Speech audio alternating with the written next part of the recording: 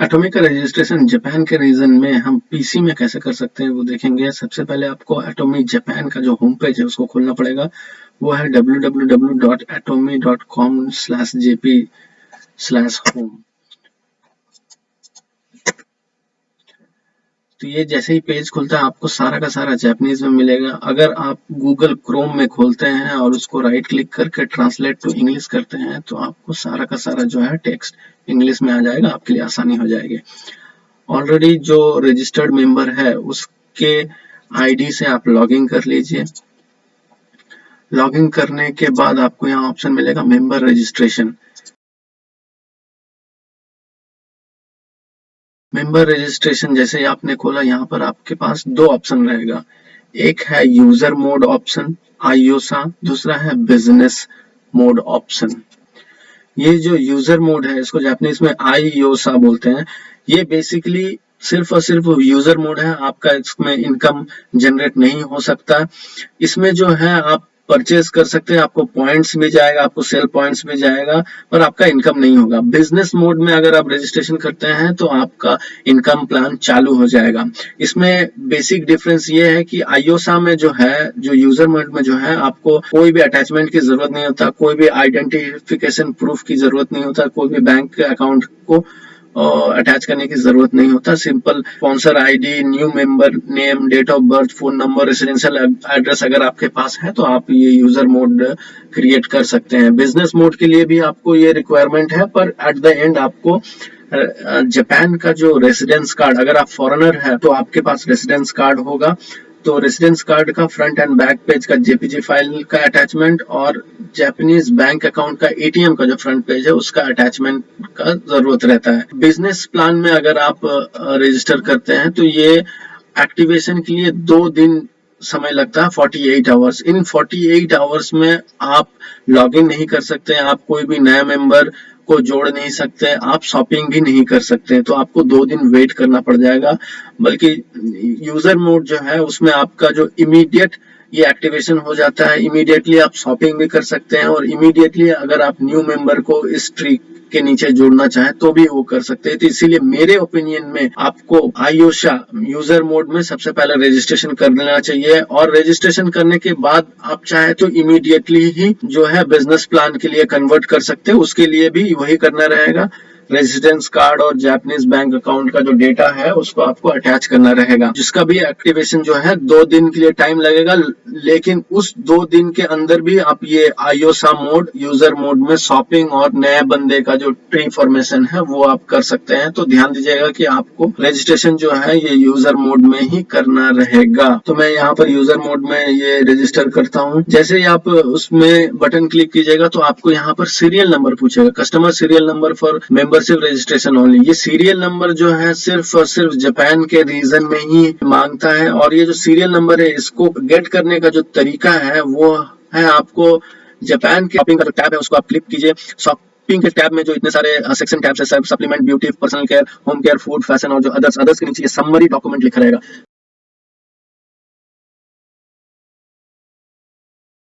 Summary document को आप click कीजिएगा तो ये समरी डॉक्यूमेंट आ जाएगा। ये जो डॉक्यूमेंट है ये एक सेट में 3 बुकलेट मिलेंगे आपको, इसका मतलब 3 नए रजिस्ट्रेशन आप इसमें से कर सकते हैं। इस बुकलेट को ओपन करने पे आपको जो है एक सीरियल नंबर मिलेगा। ये फ्री नहीं है, इसके लिए आपको 559 येन खरीदना पड़ेगा और इसके लिए आपको कोई पॉइंट नहीं मिलेगा। तो ये आप देख सकते हैं कि ये मेरे पास जो एक सेट ऑफ समरी बुकलेट है, इसके अंदर आप देखेंगे कि 3 बुकलेट है। 3 बुकलेट का मतलब आप 3 डिफरेंट रजिस्ट्रेशन आप कर सकते हैं।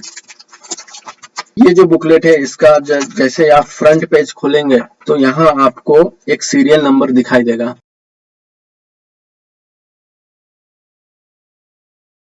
ये सीरियल नंबर को आपको नए रजिस्ट्रेशन मेंबरशिप के सीरियल नंबर में आपको इनपुट करना रहेगा। ये जैसे ही आप इनपुट कर लिए और ये रजिस्ट्रेशन हो गया तो ये सिर्फ और सिर्फ एक बुकलेट जो है एक रजिस्ट्रेशन के लिए ही काम आएगा, इसको आप दोबारा यूज नहीं कर सकते। इसको आप इनपुट करने के बाद यहाँ कंफर्मेशन नेक्स्ट कर लीजिएगा। तो जो मेन रजिस्ट्रेशन फॉर्म है वो खुल जाएगा। नया रजिस्ट्रेशन फॉर्म में सबसे पहले आपको यहाँ पर स्पॉन्सर आईडी टाइप करना रहता है। जिस स्पॉन्सर के नीचे आपको नए मेंबर को जोड़ना है उसका आईडी आप यहाँ दे के सर्च कीजिएगा, तो उसका नेम और आईडी जो आपको दिखाई देगा उसके लेफ्ट या राइट में आप उसको डाल दीजिएगा। सेंटर नेम, ये जो सेंटर नेम है आपका जो भी स्पॉन्सर जिस सेंटर से बिलोंग करता है उस सेंटर नेम आप यहाँ डाल दीजिएगा। अगर आपका स्पॉन्सर जापानीज या जापान में रहने वाला बंदा नहीं है, बाहर देश का है, तो आप वो कर सकते हैं कि गूगल मैप में जाके एटोमी एजुकेशन सेंटर टाइप करके जो भी आपके रेसिडेंस के नियर बाय सेंटर होगा उसको आप चूज कर सकते हैं। नेक्स्ट है आपको नेम टाइप करना। नेम टाइप करने पे सबसे पहले फुरीगाना और चाइनीज कैरेक्टर लिखा हुआ है। ये फुरीगाना और चाइनीज कैरेक्टर जो है जापानीज का अल्फाबेट का काताकाना है। फॉरेनर्स को सिर्फ और सिर्फ काताकाना है। ये चाइनीज कैरेक्टर कांजी कैरेक्टर है, फॉरेनर्स के लिए कोई कांजी कैरेक्टर नहीं है, तो इसमें आपको काताकाना लिखना है और ऊपर में भी फुरीगाना में भी आपको काताकाना लिखना है और रोमाजी में आपको जो इंग्लिश अल्फाबेट है वो इनपुट करना है। लेकिन आपको ध्यान ये रखना है कि जैसे यहाँ लिखा है प्लीज एंटर हाफ वेट हांकाकू। हांकाकू का मतलब होता है हाफ वेट। जब भी आप काताकाना के लिए जापानीज कैरेक्टर लिख रहे रहेंगे आपको F8 दबा के उसका जो हाफ वेट टेक्स्ट है उसी को डालना है। या फुल वेट का अगर आपने टेक्स्ट लिखा है यहाँ एरर क्रिएट होके रिपीट होके आपको यही पूछेगा, आपको हांकाकू हाफ वेट में लिखना है। तो इस पर ध्यान देना रहेगा। आप यहाँ पर जो भी नेमिंग लिख रहे रहेंगे वो हाफ वेट का लिखने का तरीका वही है कि आपने जापानीज टेक्स्ट लिखने के बाद F8 को प्रेस किया रहेगा तो आपका जो है हाफ वेट में कन्वर्ट हो जाएगा। यहाँ पर हम जो स्पॉन्सर नेम है उसको डाल देते हैं और सर्च करते हैं तो स्पॉन्सर नेम आ जाता है। यहाँ भी अगर आपका लेफ्ट राइट दोनों एम्प्टी रहे तो बाय डिफॉल्ट जो है वो लेफ्ट में चला जाएगा। लेफ्ट में ऑलरेडी कोई मेंबर है तो वो राइट में ले लेगा। वेरिफिकेशन कर लीजिएगा तो यहाँ वेरीफाइड हो गया, बंदे का नाम आ जाता है। सेंटर नेम में जैसे कि मेरा जो सेंटर है वो मैं यहाँ डाल देता हूँ। आप गूगल सर्च करके आपके नियर बाय जो भी सेंटर है वो डाल सकते हैं, या जो आपका जापान में रहने वाला स्पॉन्सर है उससे आप पूछ के उसका जो सेंटर है उसको आप ऑप्ट कर सकते हैं। इसके बाद जो है आपको लिखना रहता है नेमिंग। आप जो नया मेंबर का नेम है यहाँ जो जहाँ रोमाजी लिखा रहेगा वहां आपको इंग्लिश अल्फाबेट डाल देना है और फुरीगाना और चाइनीज कैरेक्टर में आपको काताकाना लिखना है। कैसा लिखना है? रामटेके। इस पर अगर आप F8 दबा रहे रहेंगे तो आप गौर कीजिएगा कि ये जो हाफ वेट में F7 दबाएंगे तो ये है full wait, half wait, full wait, half wait, full wait. तो आपको ध्यान रखना है कि आपको F8 दबा के जो है हाफ वेट में ही लिखना है।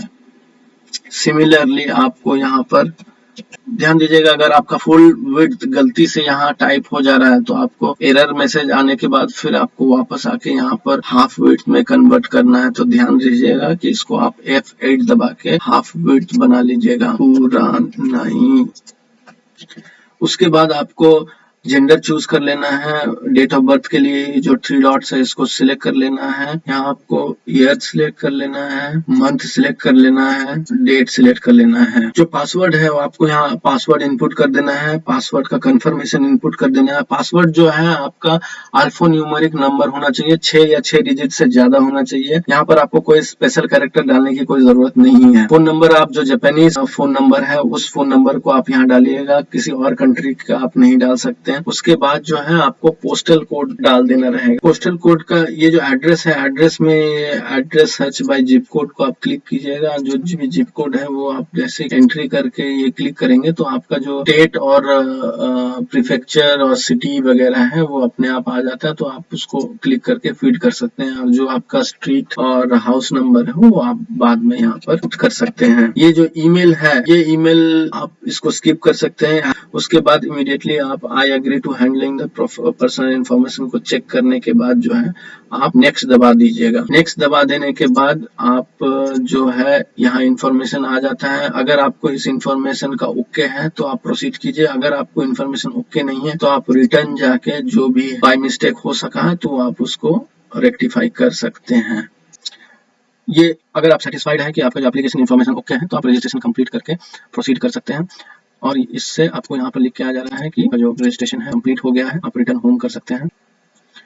इससे आपका जो नया रजिस्ट्रेशन कंप्लीट हो जाता है। ये जो भी नया आईडी बना है उसका जो मार्क है वो आप देख सकते हैं कि ये अभी जो है यूजर मोड में है। यूजर मोड से अगर आप इसको कन्वर्ट करके बिजनेस मोड में लेना चाहते हैं, जैसा कि मैंने बताया था कि अगर आप यूजर मोड में ऑलरेडी रजिस्टर्ड हो सक जाने के इमीडिएटली बाद जो है आप इसको बिजनेस में कन्वर्ट कर सकते हैं। बिजनेस कन्वर्ट करने के लिए आपके पास रेसिडेंस कार्ड का फ्रंट एंड बैक पेज और जापानीज बैंक अकाउंट का जो एटीएम का फ्रंट पेज है उसका डेटा आप तैयार रखिएगा, उसको अटैचमेंट की जरूरत रहता है। इसका करने का तरीका यह है कि सबसे पहले तो आप जो नया रजिस्ट्रेशन हुआ है उस आईडी पे आप एंटर करेंगे।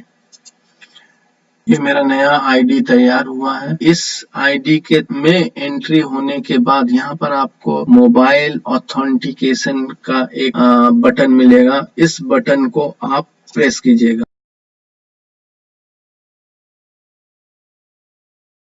इस बटन को प्रेस करने पे आपको एक नया पेज खुल जाएगा। जो नया मेंबर जिसका आपको बिजनेस प्लान में कन्वर्ट करना है उसका आईडी और जो पासवर्ड है टाइप कीजिएगा और फिर लॉगिन कर लीजिएगा। लॉगिन करने पे आपको यहाँ पर देख सकते हैं कि आपका जो नया आईडी है और जो मेंबर का नेम है वो आ जाएगा। उसके बाद आपका यहाँ पर अटैचमेंट लिखा हुआ है, अटैचमेंट 1 और अटैचमेंट 2। अटैचमेंट 1 और अटैचमेंट 2 में आपको क्या अटैचमेंट लगेगा वो बता रहा हूँ कि जो आपका रेसिडेंस कार्ड है उसका जो फ्रंट पेज है उसको आप अटैचमेंट 1 में अटैच कीजिएगा, और जो अटैचमेंट 2 में जो है रेसिडेंस कार्ड का बैक साइड और एटीएम कार्ड का जो फ्रंट साइड है उसका एक सिंगल फोटो, दोनों को साथ में रख के भी फोटो खींच सकते हैं, उसका एक सिंगल फोटो जो है आपको अटैचमेंट 2 में अटैच करना रहेगा। ओके, जापान एटॉमिक के रूल्स एंड रेगुलेशन के तहत में ये जो आप सीरियल नंबर का जो बुकलेट देख रहे हैं उसके 5वें पेज में देखिएगा कि ये बिजनेस अकाउंट बनाने के लिए जो एलिजिबिलिटी क्राइटेरिया है वो ये है कि अगर आप परमानेंट रेसिडेंट होल्डर हैं या फिर आप स्पाउस वीजा है, अगर आपका वाइफ या हस्बैंड जापानीज है तो you are allowed to go for this business account. अगर आपके पास इंजीनियरिंग वीजा है या वर्किंग वीजा या बिजनेस वीजा है तो आपको एक स्टाम्प की जरूरत पड़ती है। वो जो स्टाम्प है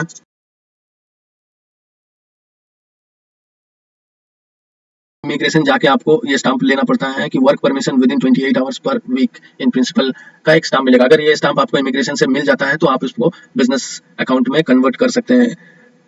लेकिन जो इंजीनियर वीजा से आया हुआ है उसको ये स्टंप नहीं मिलेगा। तो इन दैट केस जो भी इंजीनियरिंग वीजा से आए हुए या वर्किंग वीजा या बिजनेस वीजा से आए हुए हैं वो जापान में अकाउंट सिर्फ और सिर्फ यूजर मोड में ही बना सकते हैं जिसमें इनकम प्लान नहीं आता है। अगर आपको इनकम प्लान बनाना है, बिजनेस अकाउंट बनाना है तो इधर आपको अपने रीजन इंडिया के रीजन में जाके अकाउंट बना के, क्योंकि ये ग्लोबल अकाउंट है तो आप जापान में भी उसमें शॉपिंग और पॉइंट्स आ सकता है। और इंडिया में अभी 11 नवंबर 2 वीक के बाद ही ओपन होने वाला है तो आप इंडिया के रजिस्ट्रेशन करने के बाद भी यहाँ पर परचेज वगैरह कर सकते हैं।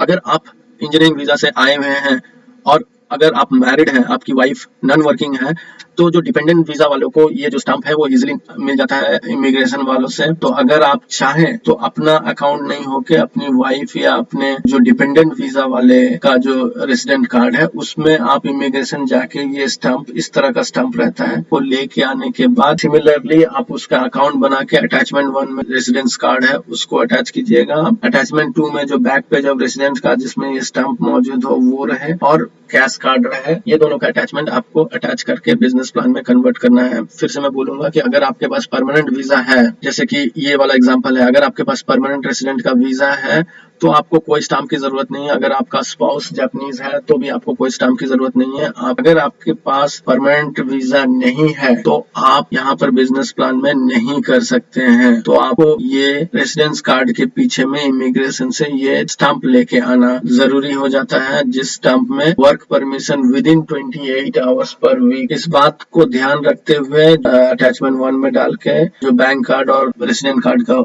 ऑपोजिट साइड है उसका अटैचमेंट करके आप वेरिफिकेशन कर देंगे तो 2 दिन के अंदर में आपका जो है बिजनेस अकाउंट में कन्वर्ट हो जाएगा। Thank you so much.